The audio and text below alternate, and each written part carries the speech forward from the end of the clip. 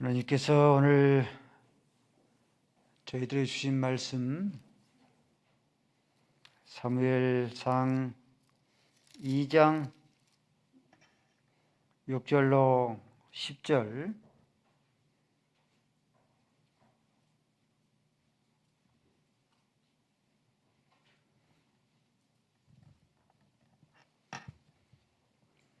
사무엘상 2장 6절부터 읽습니다.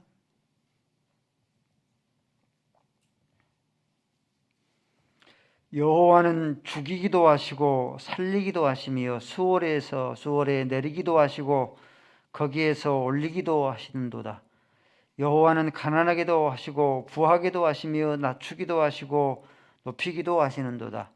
가난한 자를 진토에서 일으키시며 빈궁한 자를 거름더미에서 올리사 귀족들과 함께 앉게 하시며 영광의 자리를 차지하게 하시는도다. 땅의 기둥들은 여호와의 것이라. 여호와께서 세계를 그것들 위에 세우셨도다. 그가 그의 거룩한 자들의 발을 지키실 것이요 악인들을 흑암 중에서 잠잠하게 하시리니 힘으로는 이길 사람이 없음이로다. 여호와를 대적하는 자는 산산이 깨질 것이요 하늘에서 우레로 그들을 치시리로다. 여호와께서 땅끝까지 심판을 내리시고 자기 왕에게 힘을 주시며 자기의 기름 부음 받는 자의 뿔을 높이시리로다 하니라. 아멘. 아버지 하나님, 저희들에게 명절을 주시고 기뻐하고 감사하게 하여 주셨사오니 감사합니다. 명절이 우리에게 주시는 하나님의 음성 메시지가 무엇인가 마음속에 새기게 하여 주옵소서. 예수 그리스도의 이름으로 기도 올리옵나이다. 아멘. 명절들을 가족들과 잘 지내셨습니까? 얼굴이 많이 편해지셨습니다. 서로 새해 인사를 못했으니 서로 인사하십시다. 새해 복 많이 받으십시오. 예, 새해 복 많이 받으십시오. 예. 명절이 되어지면은 음력으로 한 해가 시작되는 첫날이 되면은 오랜 전통으로 빠짐없이 지켜온 전통이 있는데, 여러 전통 가운데 명절 아침이면은 덕담을 나눕니다. 어른은 아랫사람들에게 덕담을 베풀고 또 아랫사람도 윗사람들에게 덕담을 베풀곤 합니다. 덕담을 베푸는데 젊은 아이들이 좋아하는 덕담 5순위입니다. 아무래도 젊은 이들이기 때문에 외모에 굉장히 많이 관심을 갖습니다. 살이 빠졌다 하면은 좋아한답니다. 5위입니다. 8.1%입니다. 새해 복 많이 받으라 하는 것이 8.5%고요. 3위가 많이 예뻐졌네 하면은 좋아한답니다. 11.7%입니다. 2위가 잘 될 거야 하는 것 19.4%입니다. 그리고 덕담의 1%가 묵언에 응원을 하는 겁니다. 이것이 덕담의 1순위입니다.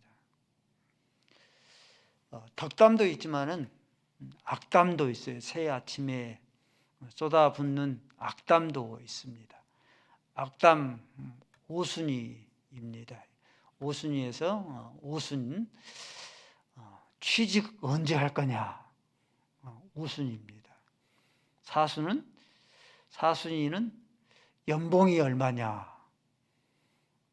3위는 또 재수한다며 3위입니다. 2위는 가장 싫어하는 소리죠. 네 집 자식은 어쩌다는데 남편 복도 없으니 자식 복도 없어, 뭐 그런 이제 투의 식입니다. 1위가 결혼은 언제 할 거냐.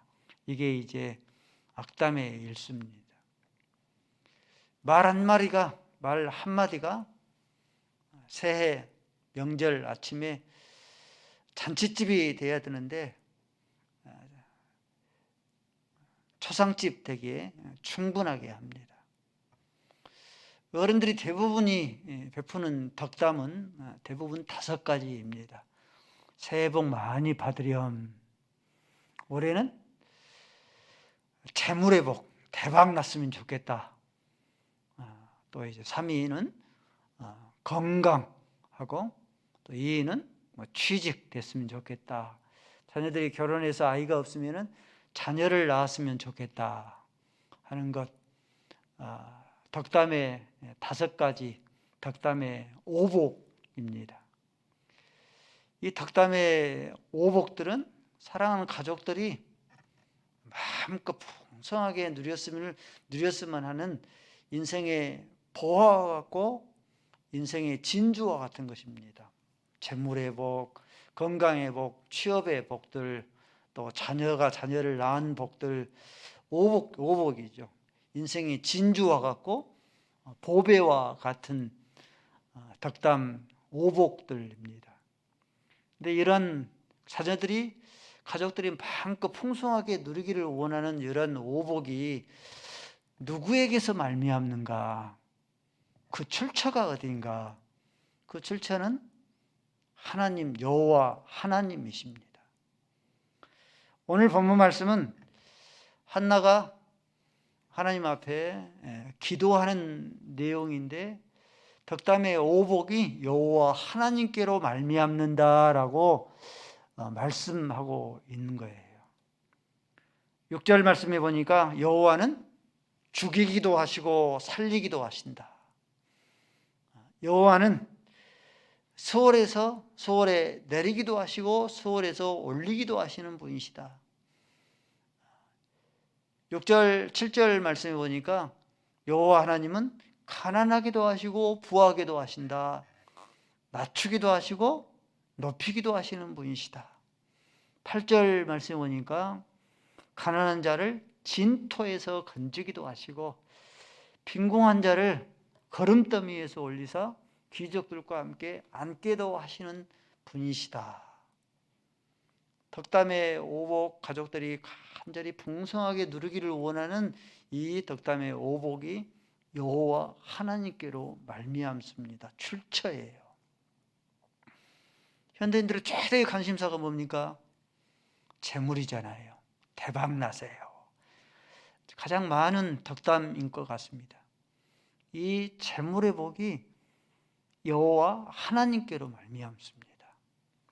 창세기 42장 35절 말씀에 보면은 아브라함의 고백이 아니고 아브라함의 종의 고백입니다. 아브라함이 갈대아 우르에서 홀홀 단신 지팡이 하나 짚고 가나안 땅에 이르렀는데 하나님께서 아브라함에게 복되게 하사 소와 양과 은금과 종들과 낙타와 나귀 떼들을 주셨다라고 했습니다.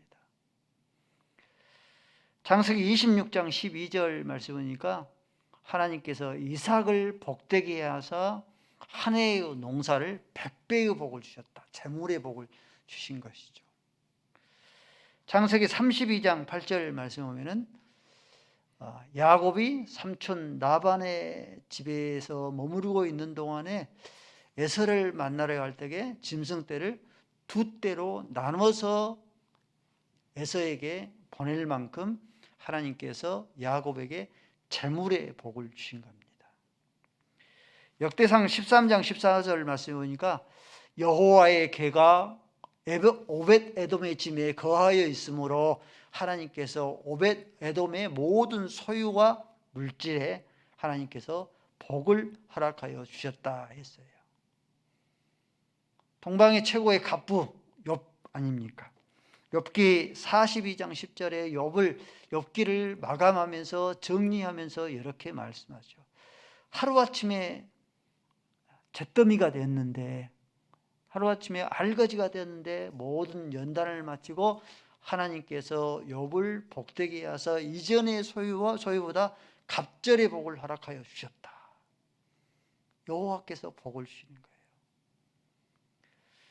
전도서 5장 18절 말씀에 보면 이런 말씀이 있어요. 잘 들어보세요. 어떤 사람에게든지 하나님께서 재물과 부요를 그에게 주사 능히 누리게 하신다고 했어요. 제 몫을 받아서 수고함으로 즐거워하시는 것은 이것은 하나님의 선물이라 했어요. 하나님께서 모든 사람들에게 재물과 부요를 누리게 하셔서 이 제 몫으로 수고함으로 누리게 하는 것이 하나님의 선물입니다. 재물의 복은 여호와께로 말미암습니다.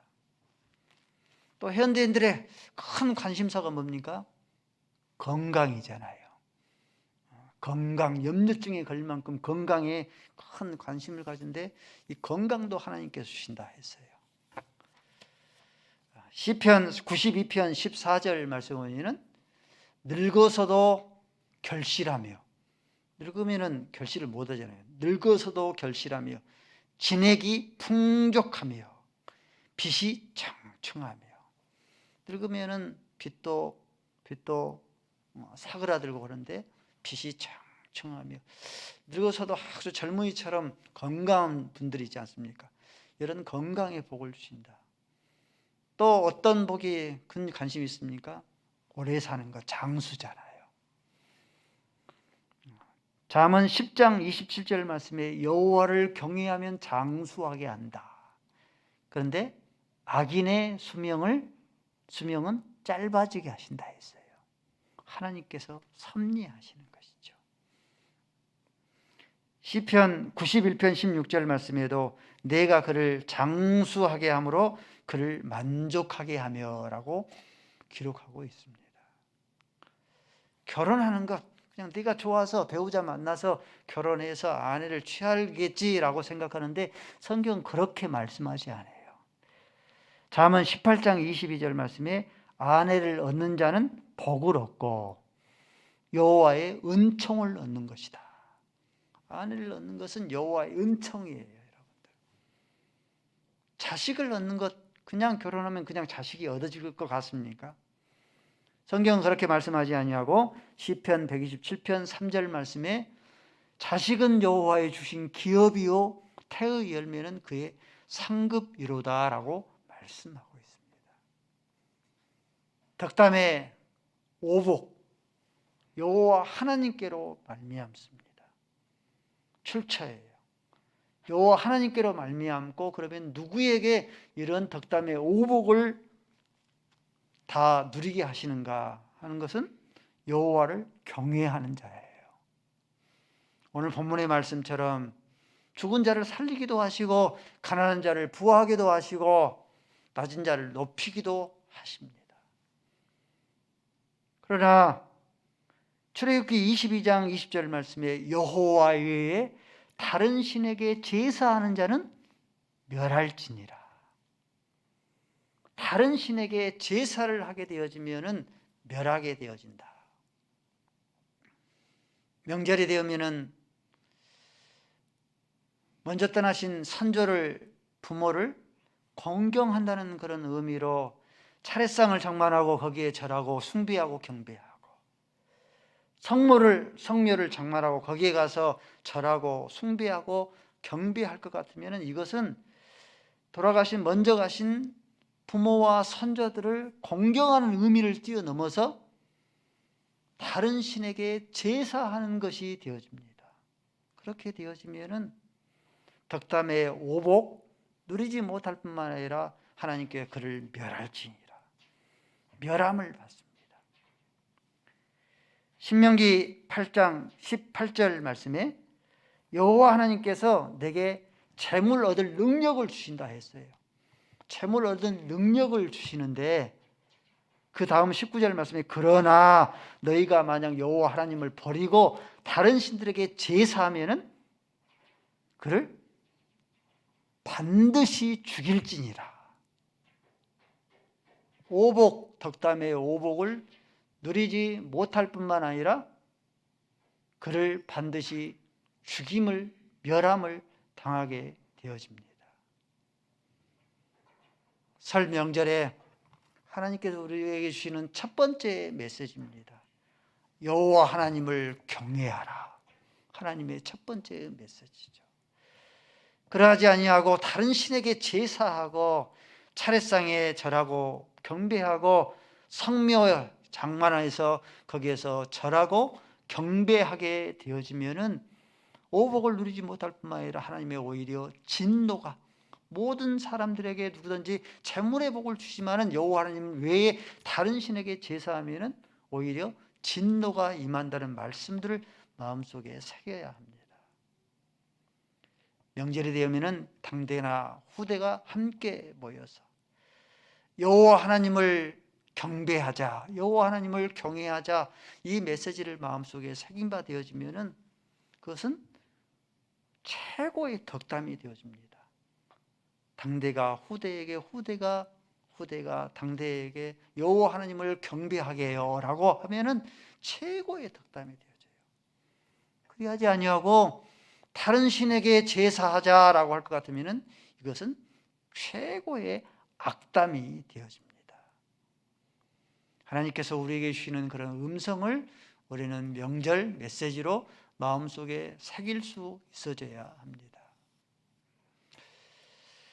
마태복음 7장 11절, 마가복음 7장 11절 말씀에 보면은 예수님 당시에 종교 지도자들이 지키는 제도 가운데 드라빔 제도라는 게 있었습니다. 드라빔, 드림이 되었다라는 뜻입니다. 부모가 있고 아버지가 있고 어머니가 계시는데 우리는 모든 것을 하나님께 드림이 되었다고만 하면은 부모 섬기기를 다하지 않아도 된다라고 하는 그런 제도입니다. 12절 말씀에 그렇게 말씀하죠. 예수님께서 이 드라빔 제도를 책망하셨어요. 예수님 당시 종교 지도자들의 자기 합리화입니다. 어떤 합리화냐면은 들어보세요. 올해는 하나님의 나라의 건설, 하나님의 나라를 건설하는 대업을 맡은 자이다. 영혼을 맡은 자들이다. 우리는 하나님께서 보내신 사자들이다. 국가의 공무를 담당하는 그런 자들이다. 그러므로 부모를 돌보고 섬기는 것은 이것은 하찮은 일이기 때문에 소인배들이나 하는 그런 의무들이고 우리와 같은 대인배들은 부모를 섬기기를 다하지 않아도 된다 하는 자기 합리화예요. 어떻습니까? 우리 내면에 자기 합리화와 변명과 너무 흡사하지 않습니까? 나는 하나님의 말씀을 전하는 하나님의 종이다, 사자다. 영혼을 구원하는 복음 전도자다. 나는 국가의 공무를 집행하는 큰 일을 하는 사람이다. 큰 일을 하는 사람이다. 사원이 수십 명이 있고 한 달에도 1년에도 수백억을 집행해야 될 책임자이다. 그렇기 때문에 입이 하나님 앞에 드림바 되었기 때문에 부모 섬기기를 다하지 않아도 된다. 우리 내면의 변명과 우리 내면의 합리화 너무 흡사하지 않습니까? 구약 성경에 큰 일을 맡은 큰 자, 대표적인 한 사람을 들라면 다윗 들 수 있잖아요. 국가의 최고 통수권자, 한 시대를 책임졌던 하나님께서 사랑을 받는 자이니까 큰 일을 맡은 큰 자이죠. 이렇게 큰 일을 맡은 큰 자인데도 불구하고 부모 섬기기를 다합니다. 부모를 극진하게 섬겨요. 사무엘상 22장 3절 말씀에 보면은 이 다윗이 사울 왕에게 끊임없이 도망을 다닙니다. 다윗이 모압 나라에 망명을 갑니다. 망명을 가서 모압 왕에게 그렇게 간청을 합니다. 사무엘상 22장 3절 말씀에 하나님께서 나를 어떻게 하실 건지 내가 알기까지 나의 부모가 당신 곁에 있기를 원하나이다. 다윗은 지금 사울 왕에게 도망다니지 않습니까? 도망자이면 자기 혼자 몸 가루기도 쉽지 않을 것인데 그런데도 불구하고 이렇게 큰 일을 행하는 큰 자인데도 부모 섬기기를 다 하는 겁니다. 부모를 극진하게 섬겨요. 신약 성경에 큰 일을 하는 큰 자 한 사람을 들라고 하면은 대표적인 사람 한 사람 베드로 들 수 있잖아요. 베드로는 예수님의 12 제자 가운데 수석 제자니까 큰 일을 하는 것이니까 드라빈 하나님 앞에 모든 것을 드림이 되었다 해서 부모 섬기기를 다하지 않아도 될 수 있지 않겠습니까? 종교 지도자들의 그런 논리에 응하면. 그런데도 마태복음 8장 14절 말씀을 보니까 베드로의 장모가 열병이 나서 알아 누워 있으니까 예수님을 청하여서 위에서 기도해서 열병을 떠나게 하지 않습니까? 신명기 27장 16절 말씀입니다. 부모를 경홀히 여기는 자는 저주를 받을지니라 너희는 아멘할 것이라. 제가 선창을 할 테니까 여러분들은 후창하시기 바랍니다. 부모를 경홀히 여기는 자는 저주를 받을지니라. 저주를 받을지니라. 아멘. 크게 하셔야 한다니까. 하나님께서 말씀하고 계시는 내용입니다. 아무리 하나님의 말씀을 전하는 하나님의 사자라 할지라도, 영혼을 구원하는 복음 전도자라 할지라도, 국가의 공무를 집행하는 큰 일을 행하는 그런 자라 할지라도, 수십 명의 사원을 거느리고 예산을 집행하는 그런 재정의 책임자라 할지라도 부모 섬기기를 다하지 아니하면은 예수님의 책망이 임하게 되어지고, 경홀히 여기면은 하나님의 저주가 임하게 되어집니다. 부모를 경홀히 여기지 아니하는가? 경홀히 여기는 뭐예요?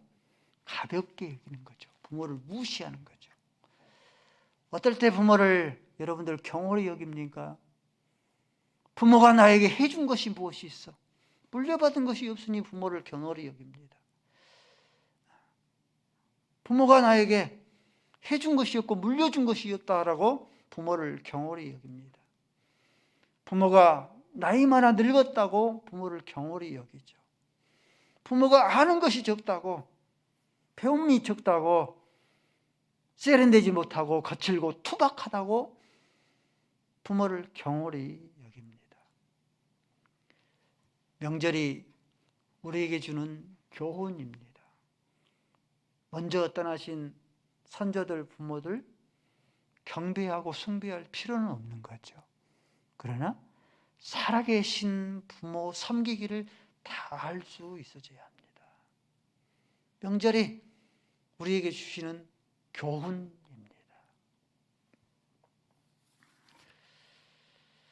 시편 33편 133편 1절 말씀에 이런 말씀이 있어요. 형제가 연합하여 동거하며 어찌 그리 선하고 아름다운고.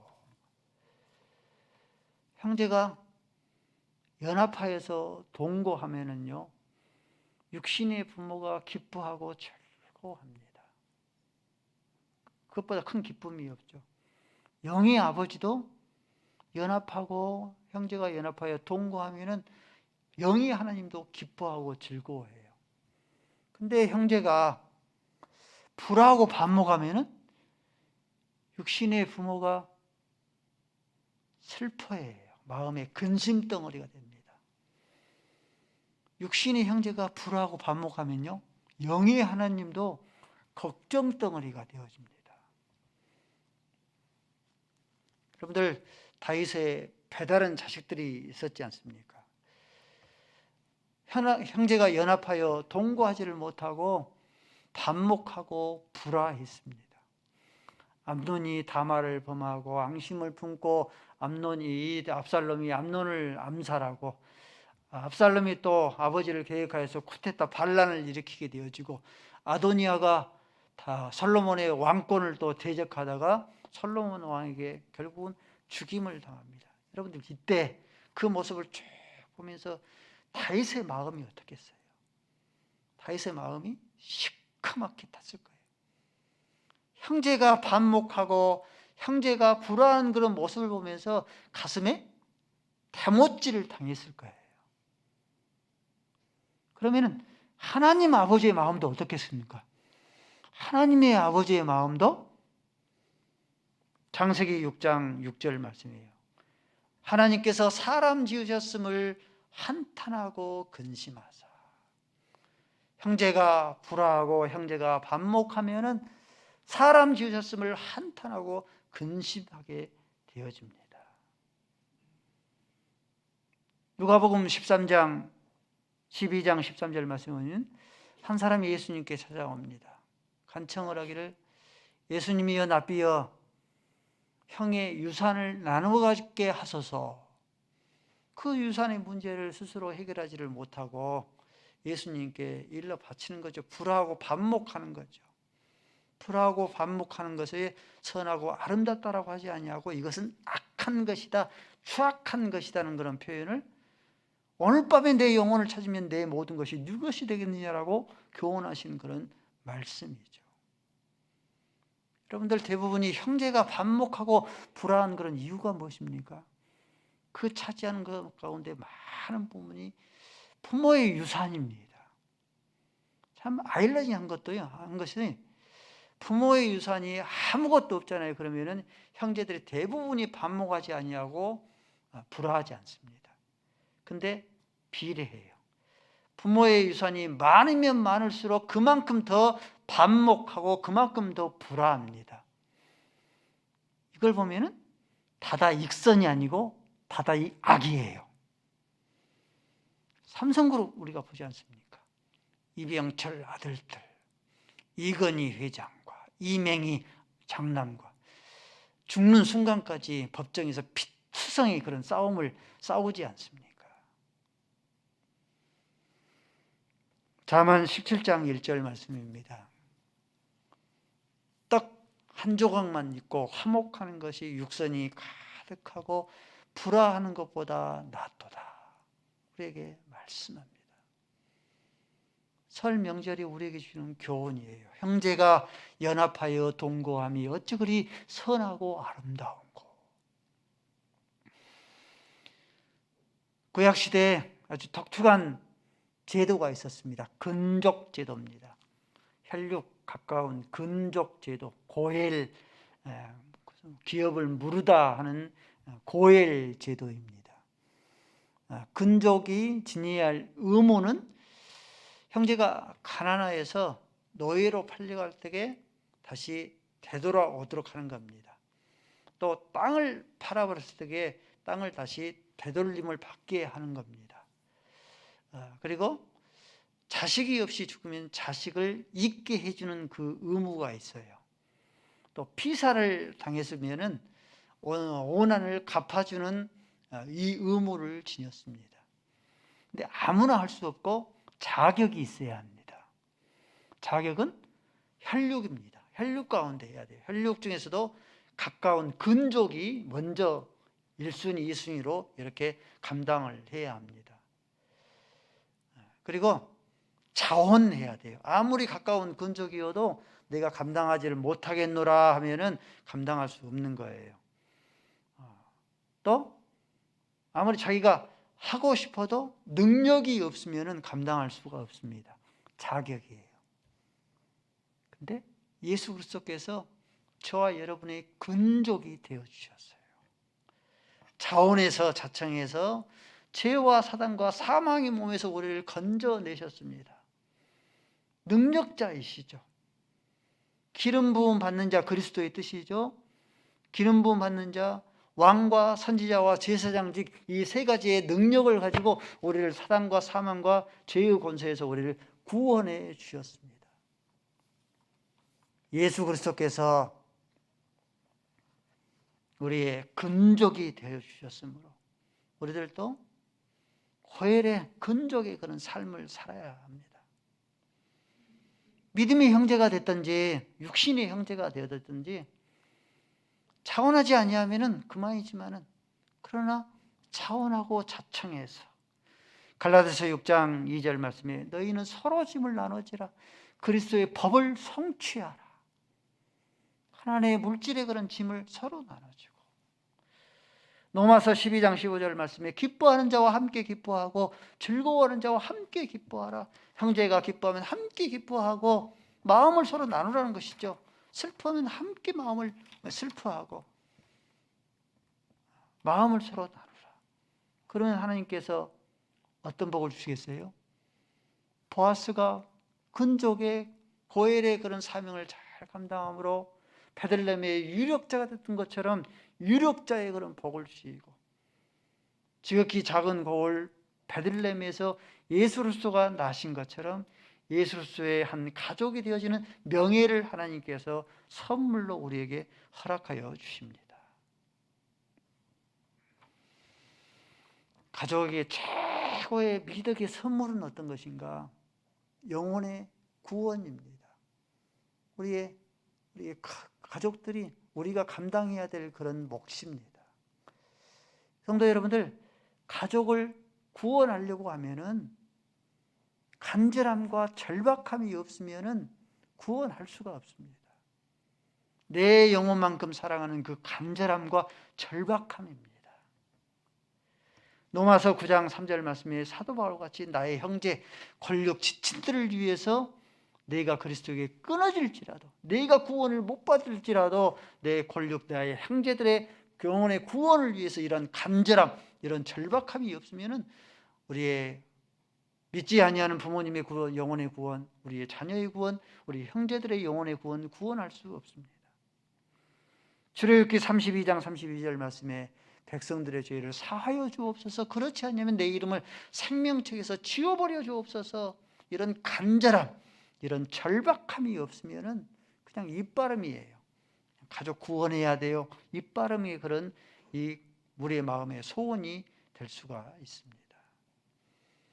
명절에 하나님께서 우리에게 들려주신 음성입니다. 우리 안에 간절함과 절박함을 담아서 우리의 권력 형제들의 영혼들을 날마다 구원해 나갈 수 있기를 바랍니다. 아버지 하나님, 우리의 형제들과 가족들과 따뜻한 단란한 명절을 보내게 하시오니 감사함을 드리옵나이다. 명절이 우리에게 주는 교훈, 하나님 섬기기를 다하게 하시고, 부모 섬기기를 다하게 하시고, 형제 섬기기를 다하게 하여 주옵소서. 예수 그리스도의 이름으로 기도 올리옵나이다.